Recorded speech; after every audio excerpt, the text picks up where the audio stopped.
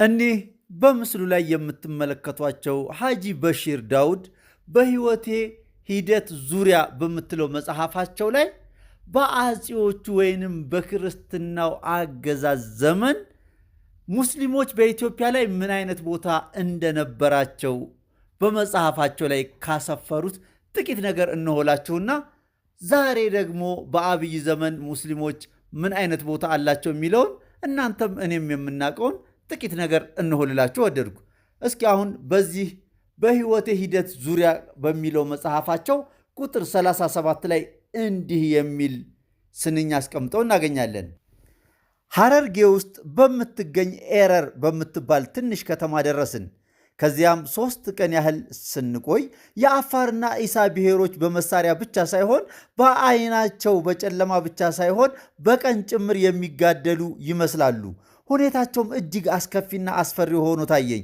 እኔም በጊዜው ወጣት ጋዜጠኛ ነበርኩኝ። ሱፍ ለብሼ ከረባት ሸብ አድርጌና ጎፈሬን ነቅሼ ነበር። ሙስሊም መሆኔ አይታወቅም። የአውራጃው ገዢ ኮሎኔል ነው። በዚህ ጉዳይ ላይ ላናግራቸው ብዬ ወደ ቢሮአቸው ብቅ አልሁ። ኮሎኔሉ ሙስሊም መሆኔን አላወቁም። ተቀብለውኝ ከፊታቸው በነበረው ወንበር ላይ አስቀምጠው በአክብሮት ቡና ጋበዙኝ።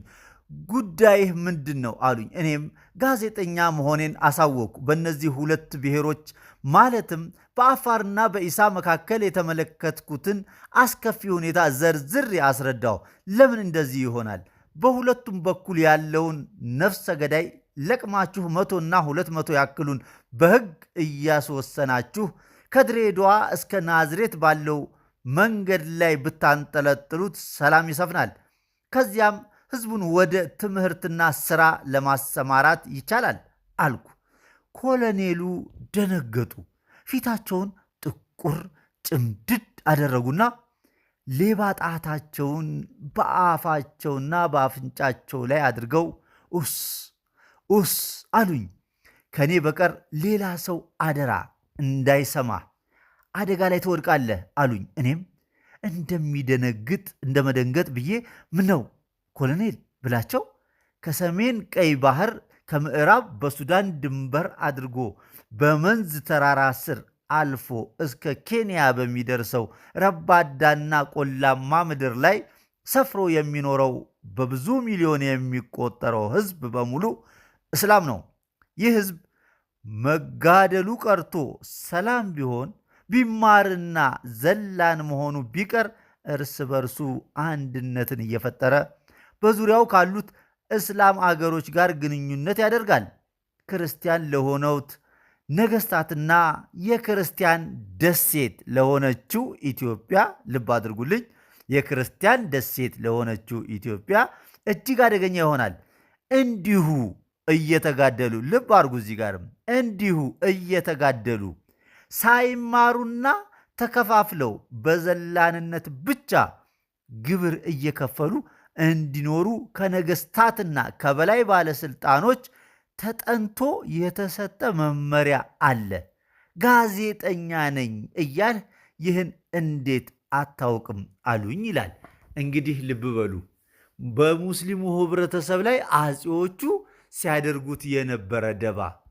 ስለ እውነታው እንነጋገር ከተባለ ቤተ መንግስት ገብተን ማፍጠርም በአደባባይ ላይ ማፍጠርም የተፈቀደው መቼ ነው?